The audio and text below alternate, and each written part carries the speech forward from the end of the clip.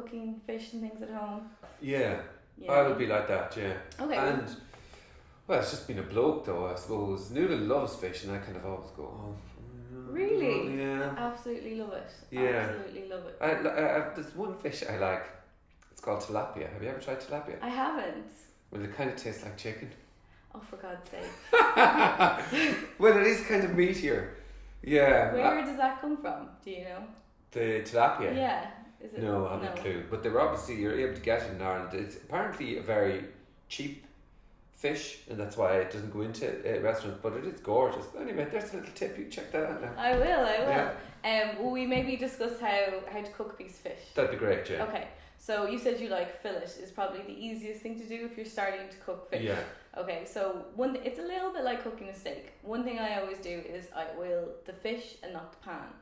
Okay. Okay. That's tip one. Yeah, great. same. I do the same for a steak. Have the pan really, really hot. Mm-hmm. Okay, and you want to make sure that the pan is hot before your fish. Okay, same as a steak. Yes. Okay. When you put the fish on, put it so that the skin is hitting the hot pan. So skin side down. I guess that would be, and the flesh is facing up. Yeah. And so when the fish hits the pan, it's going to instantly curl up. Yeah. So you just put your fingers on it for a couple of seconds to hold Okay. it down, because it hits it, and you'll just find that it kind of all seizes up. Can you use something else opposed to your fingers? Yes, you can. If you don't want to touch the fish, you can use something else. You could use like a spatula or whatever. Yeah, it's not essential, but if we're talking about cooking the perfect piece of fish.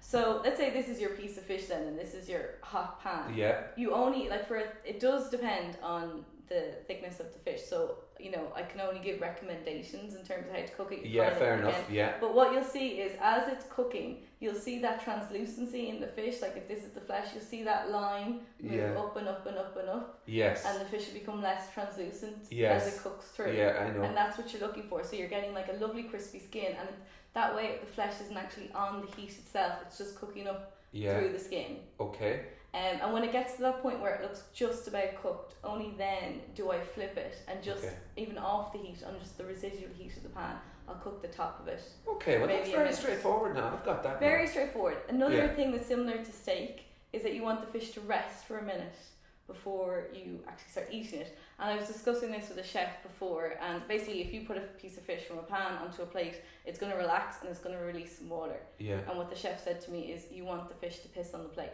That's the way that was an expression that he used. I was like, okay, and it stuck with me ever since, and now it can stick with you. So give it a minute to rest, just like let it piss. Yeah, let it piss the plate until you plate, serve up. Yeah.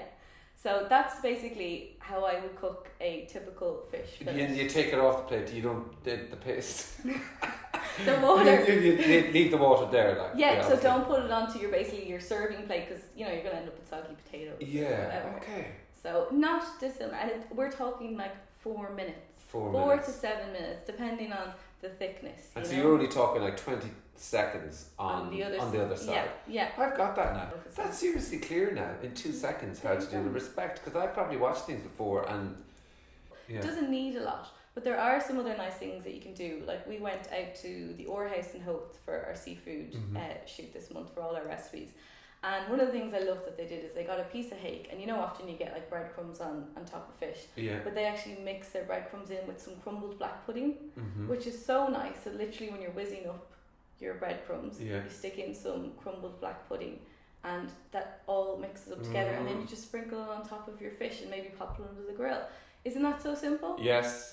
Yeah, I can get that. That's lovely. You can replace the black pudding with chorizo. Like hake and chorizo go really well together. Yeah. So you could stick your chorizo sausage in with your breadcrumbs and top that instead.